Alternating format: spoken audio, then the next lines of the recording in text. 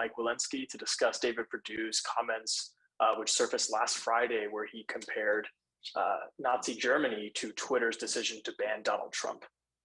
So without further ado, we'll get started. I'm going to pass it to Representative Walensky. Thank you all for joining us today. I'm Representative Michael Walensky. We're here today to discuss comments made by former U.S. Senator David Perdue, which surfaced Friday, in which he compared Twitter banning Donald Trump to Germany under Nazi rule.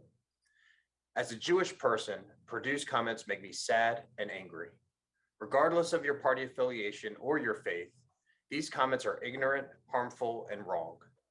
To compare a social media platform, a private company, banning a user for spreading disinformation to Nazi Germany, the Holocaust, under which 6 million Jews as well as at least 5 million others were murdered for their ethnicity, political beliefs, or sexual orientation, is absolutely unacceptable. Perdue's comments show a complete ignorance and lack of empathy towards history and engages in Holocaust distortion. To compare any contemporary event to the Holocaust is not only offensive to its victims, but it is also inaccurate. This misrepresents both Holocaust history and the present. Any current event must be discussed on its own.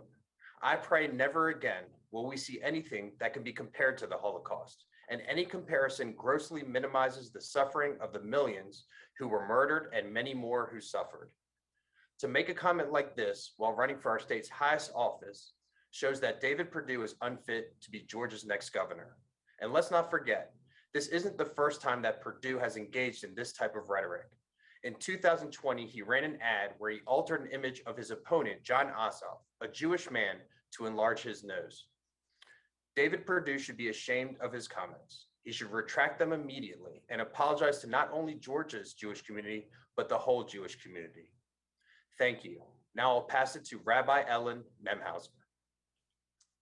Thanks, Representative Walensky. I'm Rabbi Ellen Nemhauser, representing several of the interfaith groups and representing a congregation in Fayetteville, Georgia, and JCRC, as well as the URJ. All of our elected officials and those running for office, whether they're in the Republican, Democratic, or independent camps, need to take responsibility for their words and how they land for their constituents. As hateful speech in general and anti-Semitism specifically surges to record levels in our country, comments like these from Mr. Perdue only serve to normalize hurtful rhetoric. As a child of a Holocaust survivor, I'm acutely aware that my very life was dependent upon forces opposed to the Nazi regime. Comparing the actions of Nazis in Germany in 1933 to a social media outlet banning inflammatory speech that is understood to be contributing to an uptick in our hate crimes and anti-Semitism is both ignorant and shameful, and dare I say, poses a danger to Jews and other minorities. Equating the Nazis' oppressive actions, human rights violations, and murderous campaign to the actions of a social media platform diminishes true evil. Politicians and educators have a responsibility to avoid directly comparing the Holocaust and the true evils of Nazi Germany to modern policies we disagree with. Failure to do so only minimizes the memory of millions murdered by the Nazis. It also diminishes our nation's ability to address the actual substance of the problem. Anti-Semitism is on the rise, and words from our leaders matter. I'm hopeful that Mr. Perdue will reconsider his comment and apologize to the Jewish people and all others who identify with the victims of the Holocaust. Thank you. Now I'll pass this back to Max, who will open the floor for questions. Thank you, Rabbi Nemhauser. So now we'll move to the question and answer part of this. So if you guys have any questions, members of the media in attendance, please just use the raise hand function and I will unmute you. All right, I see we have one right now from Robin Kemp. So here we go. Good afternoon, everybody. Can you hear me? Good afternoon. Yes. Hi. Have you all heard anything at all at this point from anyone in the Perdue campaign yet? I have not.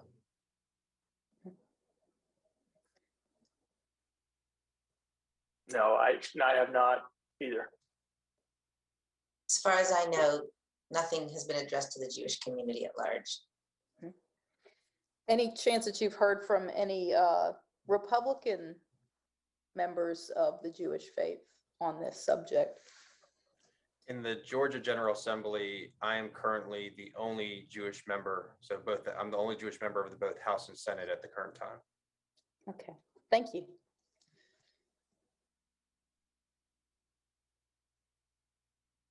Thanks, Robin. Anyone else have any questions for our participants? All right, we got one from Joanne.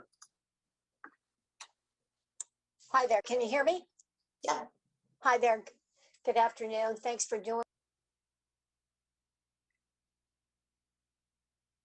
You lost her. I think she may have cut out. Oh, she's back. Hang on one sec.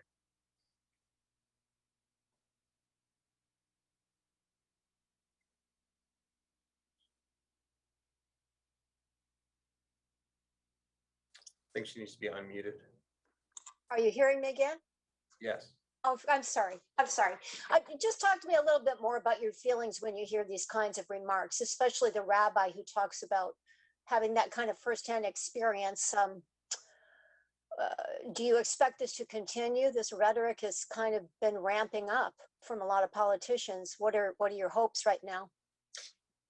My hopes are that people will take responsibility and stop making comparisons, as we said, as Representative Walensky said, and myself, that it's completely out of turn. It's really a kind of an ignorance and an uneducated way of taking a contemporary issue, being dealt with scores of people who are in the realm of ethics and speech and rhetoric, concerned about the public's welfare, and comparing it to something that is really abhorrent and historically, one of the greatest evils of our past couple of generations. It's irresponsible. And you're right, the uptick has certainly occurred, and we are eager to educate and to sensitize people. As I said, the leaders and educators to the way it lands for those of us who are connected with the Holocaust and other atrocities. Yeah, Joanne, I'll add that I met my great uncle Martin. He was one of two in my family who survived the Holocaust, and I'll never forget seeing the tattoo on his wrist when he reached for a book. I lost over 40 members of my family in the Holocaust. So comments like these, as I said, sad and angry would be, I guess, maybe just the easiest form to say it, but the amount of rage and frustration and everything that goes with it due to the ignorance. And yes, this started getting worse and worse 4 or 5 years ago, and it's getting worse. And we know that anti-Semitism is at an all-time high. So, all we ask for the community is to be educated and really understand the difference. And these comparisons have no place in our society. And the Holocaust is something that needs to be taught exactly why it happened. And it wasn't one person or one thing. It was a whole government, people and businesses choosing to be silent and act on horrible things. So it's a much bigger thing, and everybody really needs to be educated. Yeah, I looked up Wikipedia and what some of the things that happened in Germany in 1933. They seem to be a little bit more serious than somebody not being able to be on social media. Exactly.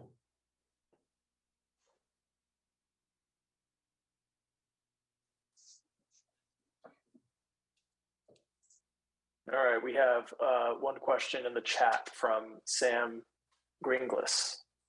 He says, Perdue is not the first Republican lawmaker to make similar comments. We've heard similar comments from Marjorie Taylor Greene. Is this ignorance, or is it a message that politicians think will resonate with voters? Unfortunately, I can't speak to their intentions. All we're here to do to say that we hope people will be educated and learn that this is highly inappropriate. And if it is being used for political reasons, I believe that's even worse.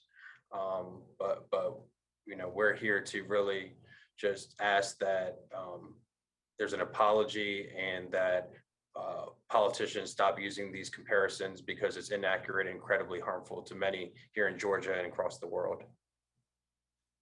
Right, I'll echo that. We can't know what someone's intentions are, but it's irresponsible, and we're also we have in our people's in the Jewish people's realm, there's a lot of room for apology and acceptance of apology. So should an apology come our way, we would be very gracious in accepting that apology. People make mistakes. We understand that. People don't know how things are going to land. We understand that.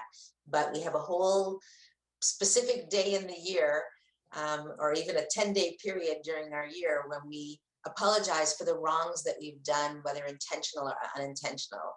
And in this case, if a mistake has been, or a hurtful speech has been levied at the Jewish people, or everybody for that matter, and has been pointed out to you, it's your job to then apologize. So as I say, we'll be happy to accept an apology. We understand mistakes are made, and I would certainly hope that this was not, as you suggest, or ask, I should say, a political move. Rather, it's just an inaccurate statement that was made in error. Thank you, Rabbi.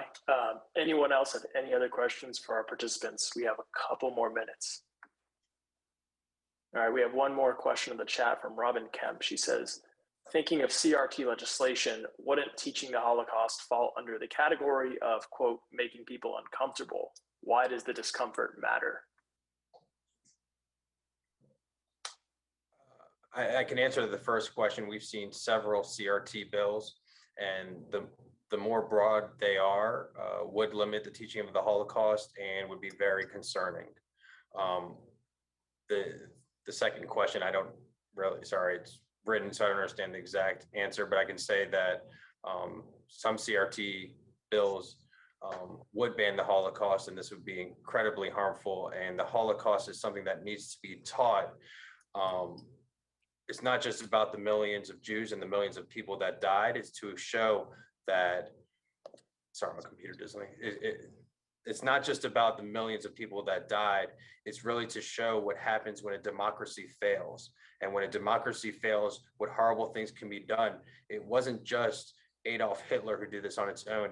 It was the whole government, businesses, people, the whole country, in a sense, that chose to no longer be a democracy and not stand up for those who are different and do terrible things because of that. So from another point, it's important to teach here in the United States how important our democracy is and what we are trying to do and why all of this really matters.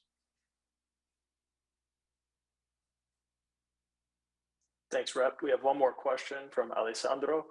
It says, hello, according to USHMM, Georgia is one of a few dozen states that does not He said ignore that question, but there's one just above it, it looks like. Maybe I'm wrong. He said ignore that question. There's a question from Sam Gringlas.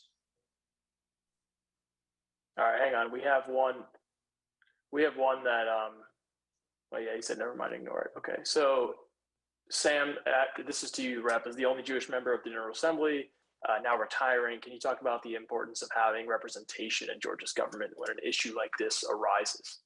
Yeah, well, I'm happy to announce that there are two Jewish people choosing to run, one in the 53rd State House District and one in the 51st State House District. So knock on wood, we'll have Jewish representation. But as a starting point, yes, it is incredibly important in our state for every race, religion, ethnicity, gender identity to be represented and have a voice. But even though I'm no longer running, through the relationships I've made and through other means, I will continue to be a voice and continue to speak out. And hopefully one of those two Jewish people will win. And hopefully they will also speak out and be a solid source for the Jewish community in Georgia.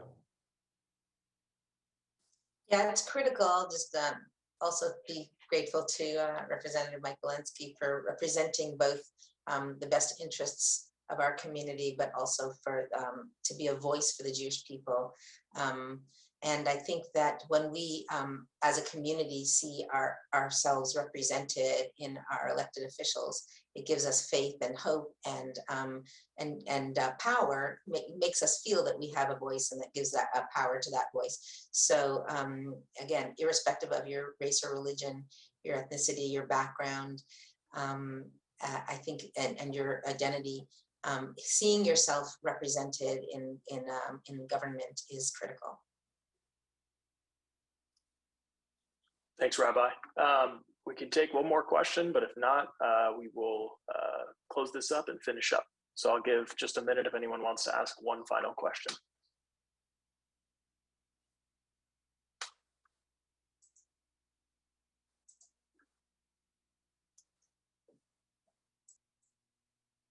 All right, not seeing anything coming through. So thank you all so much for attending today and helping cover this important issue.